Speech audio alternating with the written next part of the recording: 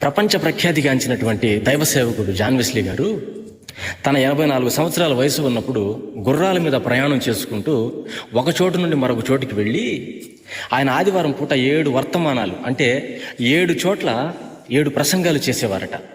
దేవుని మీద ఆయనకున్నటువంటి దాహం, సంఘాల పట్ల ఆయనకున్నటువంటి దప్పిక, దేవుడు వారికి అప్పగించినటువంటి బాధ్యతను బట్టి రోజుకి 7 ప్రసంగాలు చేసేవారట. ఆ దైవజనులు తన 84-85 సంవత్సరాలు వచ్చినప్పుడు చెప్పినటువంటి మాట ఏమిటంటే, అయ్యగారు ఎలా ఉన్నారండి అని ఎవరైనా ఆయనని ప్రశ్నిస్తే, నేను 10 గంటల కంటే ఎక్కువసేపు వాక్యాన్ని చదవలేకపోతున్నానయ్యా అని చెప్పేవారట. వింటున్నారా? అంతకు మించి చదవలేకపోతున్నాను, నా వయసు సహకరించట్లేదు, అంతకన్నా ఎక్కువసేపు చదువుతూ ఉంటే కళ్ళు మంట పుడుతున్నాయి, కళ్ళలో నుంచి నీళ్లు కూడా వస్తున్నాయి, చదవలేకపోతున్నాను అని బాధపడ్డారంట. మరి ఆ లెక్కకొస్తే మన పరిస్థితి ఏంటి?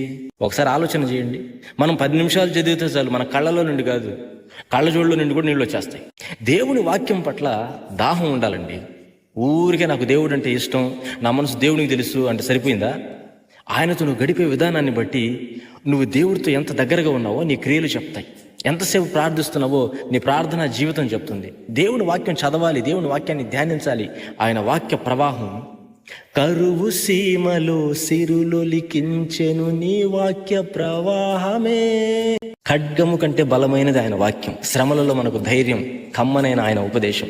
సో కాబట్టి దేవుని వాక్యం మీద వాళ్ళు ప్రపంచాన్ని కదిలించగలిగారంటే, ప్రపంచ ప్రఖ్యాతిగాంచిన దైవజనులుగా పిలువబడ్డారంటే, లక్షలాది మంది ప్రజలను దేవుని వైపు తిప్పగలిగారంటే దానికి కారణం దేవుని బిడ్డలారా, ఇప్పటికీ వాళ్ళు మన మధ్యలో లేరు, కానీ ఇప్పటికీ వారి పరిచర్య యొక్క ప్రభావాలు నేడు కూడా సమాజంలో మనం చూస్తున్నామంటే అంత ఆసక్తితో వాళ్ళు వాక్యాన్ని చదివారండి గంటల కొద్దీ.